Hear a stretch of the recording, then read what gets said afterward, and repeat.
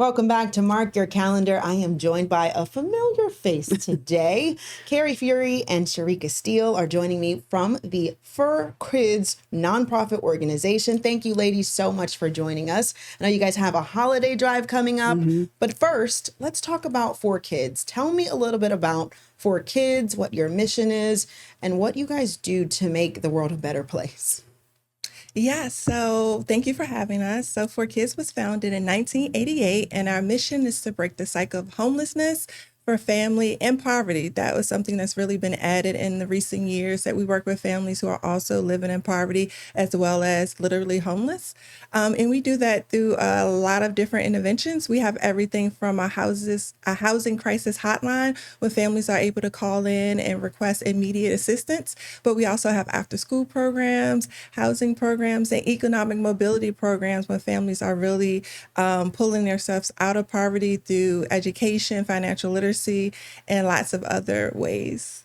Wow. And I know I have some pictures of some of the programs that you have for kids. Tell me about some of those initiatives. Yeah, so I'm the director of youth program at ForKids. So one of the things that we really believe is that education is one of the main ways to break the cycle of poverty. So we have remediation programs. We have a teen program. We do mentoring because we truly believe that if a child has one positive adult in their life, that they are really greater chance of success.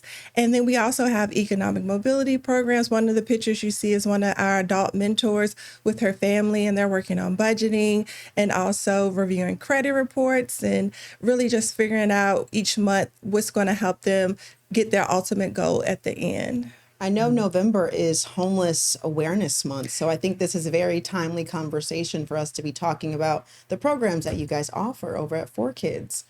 Yeah, so we have two things going on this week specifically. One is that we have a internal staff food drive. So one of the things that we do realize is that many of our students rely on free and reduced lunch. So having 2 weeks out of school in December can be a very strained hardship on families. So we're asking our staff to bring in perishable items, and then we're going to have volunteers pack those boxes and bags, and our students will be able to go home knowing that they have things to eat over winter break that some families may not even think of. Wow, that is awesome. I do feel like I'm on the show Where Are They Now with Oprah, because I'm like, we're answering the question, where is Carrie Fury? Everyone's always asking, where are you? You're over doing the good work with ForKids. Well, I mean, ForKids, you know, it's wonderful to be back in the station, that's for sure. But since we're like 5 feet from the newsroom, I mean, ForKids is one of the greatest stories of Hampton Roads. And I became familiar when I was working here as a journalist. So when I decided to kind of step away from TV, it was just a good fit to, you know, go over there and kind of help them out as ForKids has become such a large organization. They're growing and kind of need help getting opportunities like this one. Thank you again for having us over here. But, you know, because you also have your role in news, you know that what's going on right now is not making anything easier on a federal level when you talk about grants and funding going away. So while we have kind of always done, ForKids has always done the mission of breaking the cycle of homelessness and poverty, we're seeing people entering those categories of poverty and homelessness that you would not imagine, that you would not think of. It's teachers, it's firefighters. And I don't know that it's going to get much better anytime soon. So we're really grateful for the community support and for, you know, what's impressed me kind of coming in as an outsider and now getting in, you know, seeing a little bit more of ForKids from the inside is ForKids is really playing the long game with these families, because you cannot solve the many issues of homelessness and poverty in just a few weeks or just a few months. Some of the economic mobility programs go on for 3 years. Wow. So we are really looking to get these families on their way. And then, you know, it's really touching how robust the alumni program is.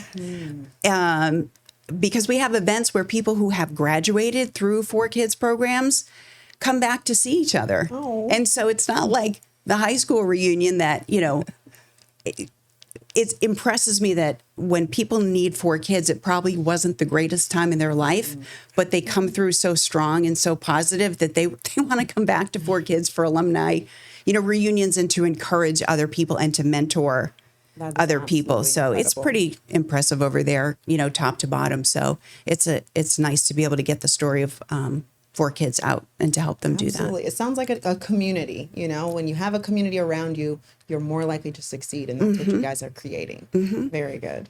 Yes. Tell me about this toy drive. I know the holidays are coming up and they can be really tricky for families, especially if they're trying to rebuild or trying to, improve. Tell me how I can get involved. Yeah, so I've been at 4Kids 21 years, and I am so impressed at our holiday shop that we have every year.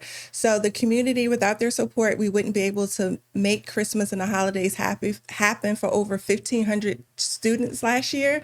So our drive starts December 1st through the 15th, and individuals can drop off donations at our Chesapeake location or our Birdsong location. Our hours are Monday through Friday, 9 to 5. But if you're an online shopper like me, we also have our Amazon wish list for you. So you can go to our website, forkids.org, and you can see a list of the top 10 toys that our students and children are requesting. So we're very excited. I think one of the things that I remember from many of our toy drives is the fact that our parents come and they shop for their own students. So they get to come in. It looks like a mini Toys R Us to me. And if you know that your child has been asking like for an Easy Bake Oven, like my daughter wanted an Easy Bake Oven not too long ago, the look on their face and the excitement and joy to know that you can make that wish happen for your child. And then also because you're not, especially if you have 2 to 3 children, you're saving maybe $300 easily that can go towards your utility bill or the increased cost of food right now. So some of the times our families will ask me like, what's the catch? And everything 4Kids provides is always free for our families. And I've had so many encounters of families just saying, thank you. Without this toy drive, I would not have been able to have the holidays for my family. Yeah, when I see the pictures, it really does look like a toy store. Yes. And you guys are just like, come on in, take what you need. Yeah. And take what you want to give to your children. That's amazing. How can I host my own toy drive if I want to help you guys out? So if you go to forkids.org, and you'll see a button that says donate. It has all the info. So forkids.org is where to go to find the Amazon wish list and also to find out how to host a drive. And we've been really touched at the way if you've got a classroom or an organization and you're wanting to do some community service around the holidays, you can have like a little mini drive and then contribute those new unwrapped toys to 4Kids. So that's the easiest thing. I don't want to give people lots of things to remember. So 4kids.org is the one stop to find both the Amazon online list and to get the information about how to host your own drive. And we'll just thank everybody in advance for deciding to do that and deciding to drop off again at the Landmark Center, which is in the South Norfolk section of Chesapeake. And also we have a beautiful second center out in Suffolk, right in downtown Suffolk, called the Birdsong Center. So those 2 places for drop-offs, or, everybody's busy. We know, we were talking in the lobby, there's 10,000 events at your child's school over the holidays. We know that. So if it's just easier to point and click, like no judgment, we appreciate anything that folks can do. I really love the idea of having it available online. Like you said, are you an online shopper? Yes. Yes. Let's just go on and do it that way. Yeah. And it goes straight to you guys. So that's awesome. Is there anything else you guys want people to know about 4Kids that we haven't touched on? I would say just that 4Kids is still here and still here for folks. And no matter how scary the headlines are, 4Kids is still here for the community. The housing crisis hotline is operated out of the Landmark Center at 4Kids, so folks should call that. And just because it's called the Regional Housing Crisis Hotline, it is still the number to call if you don't know how you're going to pay your utilities. If you have food insecurity, we can match you up with a resource that fits. So let me put my glasses on. What's happened since I left Wavy? I've gone blind. So let me put my glasses on. They're cute glasses. So that housing crisis hotline is 587-4202, and it is staffed from 8 to 5:30 every day. And I think like I said off the top, last year it took about 77,000 calls. Yes. So one thing that we can't say enough is that families facing poverty, homelessness are often working families. Yes. And we understand that too. So if somebody is at work from 8:30 to 5:30 and that can't make a call to the hotline.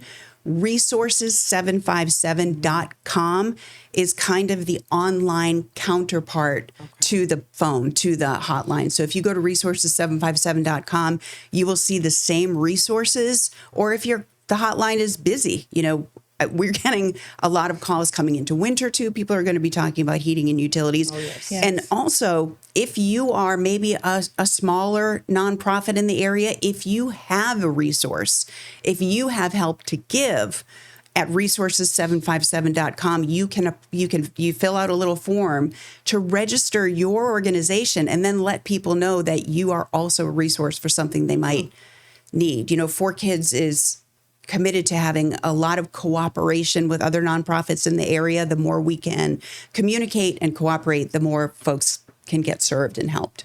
Absolutely. I can see your passion for this, and I feel like this is perfect for you after Wavy and the Hampton Road Show. Thanks. Thank you for coming back, and I appreciate you guys for letting us know. And also, I appreciate the work that you're doing to help families, specifically kids, break the generational, issues that they have. So thank you for that.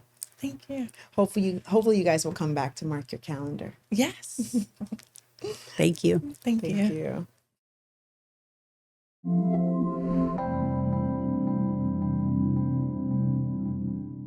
Welcome back to Mark Your Calendar. I'm your host, Kiana Patterson, and I'm here with Julia Avery today. And we have a special guest. This is Ashley Key. She's here to talk about the Christmas Village over at Regent University. Hi, Ashley. Hi, ladies. It's so nice to be with you guys today. It's nice to meet you in person. We I- all watch yes. each other. So. I know. I was going to say, I watch you guys every morning. So, yeah, great to meet you. We are so excited, especially because we love Christmas. Yes. So we're so excited about what we're talking about today. Yeah, I know. I'm so excited for Christmas. I've already decorated. It's well beyond the days that I normally try to wait till after Thanksgiving, but I'm ready. I'm in the Christmas spirit. It's a pick-me-up, it brings in is. the mood. And now that it's starting to get chilly, it just feels like time. Absolutely. It is time. So tell me what people should look forward to with coming to Regent University for the Christmas Village. So Christmas Village actually started in 2018 and 2019. So those were our first 2 years. It's been almost 6 years since doing it. We're so happy to be back. Really what they can look forward to is there's something for everybody. Like it's the vibes that we wanted, or basically what we originally were thinking was kind of like a European Christmas vibe.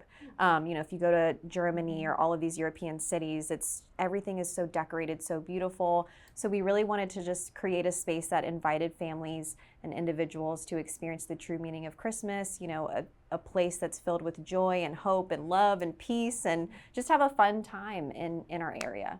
The things that stick out to me from watching the video was the carriage rides. Yes. I guess what sticks out to you? What makes you say, you know what? Everyone needs to come and see this. There really is something for everybody. I mean, truly, if you are a single person, you can come bring your friends. I think it's going to be just as fun. If you're a family, you got little kids, bring them. So tickets are $14.99 for adults, but then kids 12 and under are totally free. There's also another ticket option for $24.99 where it allows you to come as many times as you want for both weekends, because there's 2 weekends for it. But, there's something for everybody. There's Santa. You literally go into a little house with elves, and Mrs. Claus might make an appearance. And then there's a live nativity that runs every 15 minutes with real actors and animals. It's really cool. We've got like carriage rides that are included in your ticket. But then what I think is so smart too for us is if you get cold, you're sick and tired of being out in the weather, God forbid it rains, you can go into the Regent Shaw Chapel. There's live performances every evening from live local talent like Celeste Kellogg and other bands and acts. They're going to be running family-friendly Christmas movies. So if you and your family just need a break, you can do that. But then you can also explore. There's going to be lots of arts and crafts vendors, food vendors, and that sort of thing. So again, there's just something for everybody. When I think of the European Christmas markets, Yeah. those last two things, the markets Yes. and the food, Yes. is such a big thing. What kind of goodies are you guys going to have? I mean, last time we had amazing food vendors. I remember this one vendor, they were amazing. It was Jamaican food, and it was the best Jamaican food I've ever had. So I don't know if they're gonna be back, but I'm super excited. I think there's gonna be a wide variety. Also, Operation Blessing, which is, a part of CBN, they were handing out free hot cocoa and free cookies. So there's things like that. And then of course the arts and crafts vendors. There's so many people from our area. Yeah. I know you're from Suffolk. I'm from Yes. Newport News. So Okay, very very cool. cool. Yeah. Was this something that you wanted to see growing up? I mean, yes, absolutely. I think growing up, I don't know if you guys remember, I mean, really, we just drive around the neighborhoods and just look at the lights. So I think this is, there's, again, it's something for everybody. There's also rides as well, like little rides for kids. There's like classic cars. So I do think, I wish we had something like that when we were growing up, but, we still had a great Christmas experience back then too. Yeah. Yeah. And so some of these markets, are we going to, I think there's something so special about when you buy a Christmas ornament or something, and you can always say, I got this at Regent, right here locally. Are we going to see some local people there? You said some local singers as well? Yeah, absolutely. So one of them, a friend of mine, Celeste Kellogg, she's performing December 6th, I believe, that evening. And so there's going to be lots of different musical acts, carolers, choruses. That's the other thing too. We've got like legit carolers that are just going around the campus singing Christmas carols. So it's just like, it just gets you into the Christmas spirit. It truly does. Yeah. Are there opportunities for students at Regent University to come out and check things out? Absolutely. We've got Regent students that are helping out, that are volunteering as elves or toy soldiers. That's the other thing. We've got toy soldiers just walking around. We just really want to immerse you into like a Christmas experience. Yeah. Earlier, before we started, you said something about a live nativity. Yes. What is that? So the live nativity is, it's basically almost like a little play, re-envisioning like the birth of Christ, right? So like the true meaning of Christmas, and it showcases Jesus, the birth of Jesus, and we've got Joseph and Mary, and we've got the shepherd and the animals and the three wise men. It is such a cool experience. It runs every 15 minutes, so you will not be able to miss it. Like, it's going to run at some point while you're there, but it's just such a cool experience. If you celebrate Christmas and the birth of Christ, it's a really beautiful thing to witness. Yeah. What would you say sets the Holiday Village apart from other holiday lights?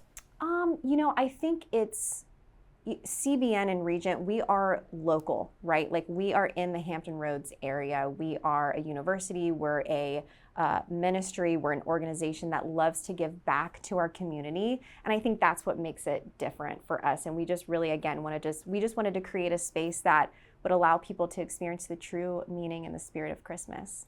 I know our video editor, she goes every year, but now her kids are adults. So she's like, should I go? I don't know. Hopefully she still stops by. Yeah, absolutely. I mean, if you got little kids, absolutely come. I mean, 12 and under are completely free. I'm telling you, they're going to have an amazing time.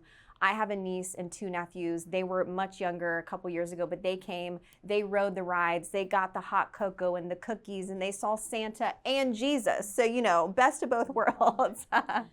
So those last few years, you had thousands of people come. Yeah. Is this year going to be a situation where get your tickets now, they might sell out? What is the plan? Yeah, I mean, the first 2 years we had like over 40,000 people from our community come. So it was definitely a success. Again, we're so excited to bring it back. Yes, I would say try to get your tickets as soon as possible. But if for some reason you aren't able to get them ahead of time, which I understand, life is crazy. Sometimes you make plans on the fly. You can get tickets at the door too. So Tell us the dates one more time. yeah, so it's December 4th, 5th, and 6th. So Thursday, Friday, Saturday. Thursday and Friday open from 6 to 9. And then on Saturday, open from 3 to 9. So that's the first weekend. The second weekend is December 11th, 12th, and 13th. Same times, Thursday, Friday, 6 to 9, and then 3 to 9 on Saturday. And for more information, you can go to virginiachristmasvillage.com. Also follow us on social media, CBN, Regent, Christmas Village. Got it all right. And Christmas seems so far away, but that first weekend is that the weekend after Black Friday? Yes, yeah, So it's the coming first week, right? So Thanksgiving's next weekend, and then it's the first week in December, first and second weeks of December. Yeah. Yeah. All right. Anything else you want people to know about the Christmas Village? We just really welcome the community. Like, we just truly, our hearts were to give something back and to just allow families to come and not have to spend a fortune, but to really, enjoy their time with their families, their kids, give something to their kids that they can remember for the rest of their lives, and just a safe place where you can experience the true meaning of Christmas. Yeah. So please come. Yeah. Well, thank you so much for coming by. Yeah, and thank you for for joining having us here on Mark Your Calendar. We hope to have you back. Yes, absolutely. I'm happy to come back. Thanks, ladies. Thank you.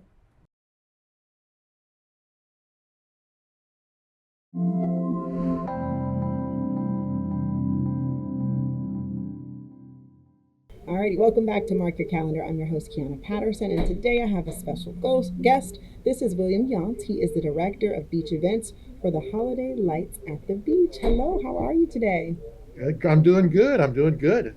Good. Thanks for having me. Of course, I'm glad to have you as well. So tell me about the Holiday Lights at the Beach. I know that it is already off to a good start. Yeah, we're a week and a half already in. We typically start the weekend before Thanksgiving, but since Thanksgiving's so late, we started a weekend earlier to get those 7 weeks in. But we've had some great crowds. It's 31 years, so it's definitely a family tradition. One of the things I love seeing is when I'm down there, you see the young families with the car seats in the back, and those young parents tell us that their parents brought them as kids, and so this is truly a three-generational event down at the oceanfront, and it's a cool thing to be a part of. I mean, I love when we take our shots from the beach. You can see them during the day all the way down the boardwalk, and I think it's just the coolest feature. How did you guys come up with this idea and say, hey, let's draw people to the oceanfront during the holidays? Yeah, well, there's if you go down there on a typical Tuesday or Wednesday, it is much slower than a typical June or July weekend. So the businesses in the city wanted to come up with something to bring the people down to the ocean front even during the winter months. And so we had this beautiful boardwalk. And so we decided, hey, let's put some decorations and lights and displays and stuff. And so it's grown and grown over the past 30 years to where it has become a true tradition for the families here in Virginia Beach and for the all of Hampton Roads. I know you guys had a free offering. It was a Thursday before the kickoff. Tell me how that went. I hear it was fantastic. We started bike night after COVID, and we wanted to give the people of Hampton Roads an opportunity to kind of look at the holiday lights for free before we open it up to the cars. And yeah, so Thursday night before the grand opening of holiday lights each year, we have bike night. 2 years ago, we had 2,000 people, Wow. 2,000 bikes. Last year, it was pouring down rain. Everyone assumed we were going to cancel it. We can't really cancel it. The showers stopped right when we were going to do it, and there were still 300 people here. And it was wet, it was raining. And so they came back in force this year. More than 5,000 bikes went through the park, went through the boardwalk. It was great. And the reason why we do it all is because the next day, all the restaurants are saying, oh my God, we were completely overrun during the day, at night. The bikes were parked all out in front of our restaurants. That's what it's all about, to get the businesses just a good solid bump in the restaurant business and the bar business, and get these people down back to the oceanfront during the holidays and spend some money and have some good times. It's kind of taken a life of itself because it was just bike night, but now it's bike night, costume night. People are putting lights all over their bikes, and they're trying to like outdo each other and their decorations. So it's become a really fun event. It sounds like it. I can't even imagine 5,000 bikes along the boardwalk there. I mean, I know the people that are really committed to exercising every morning or, throughout the day, even on Saturdays, but 5,000 bikes sounds like such an event, like, okay, we're going to do this. And I love that. That's really cool. It was a little hairy because you've got the grandparents, and then you got the kids weebling, wobbling, Oh, yeah. and there's hundreds of people all around you.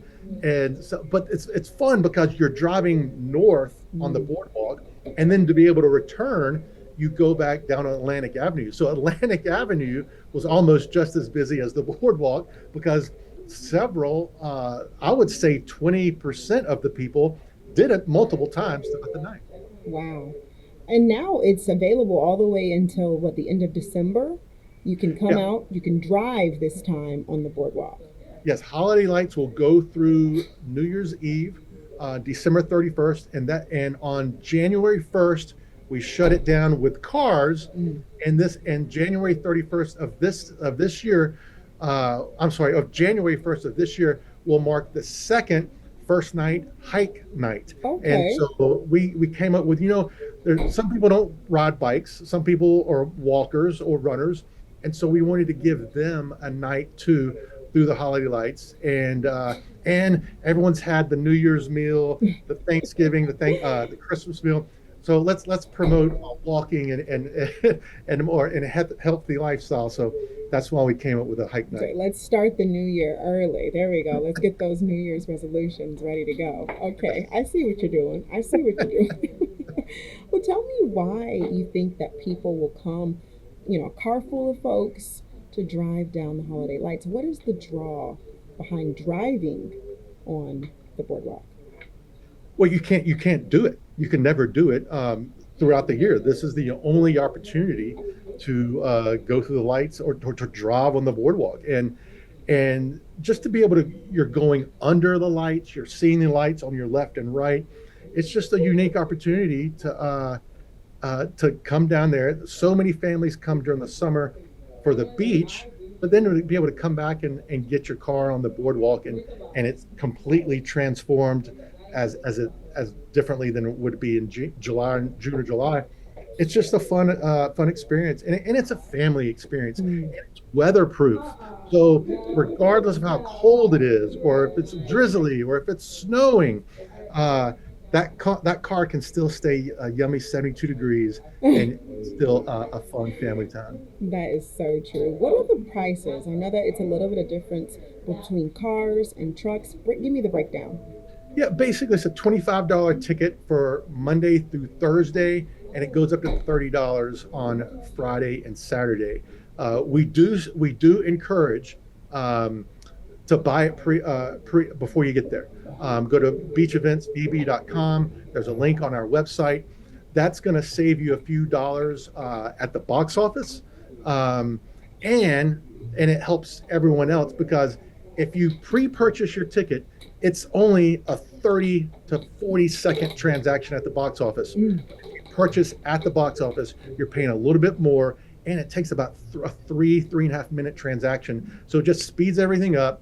It makes everything run so much smoother, and you're saving a little money in the process. All right. I mean, I'm sold. I'll be there. Me and my 73-degree car. I'm going to drive through. But yes. I may take you up on the hike through the lights option as well. So yes. That's pretty cool. But thank you so much for your time. I'm going to go ahead and mark my calendar, so I hope everyone else does as well. Awesome. Thank you so much. Thank you. I'll see you soon.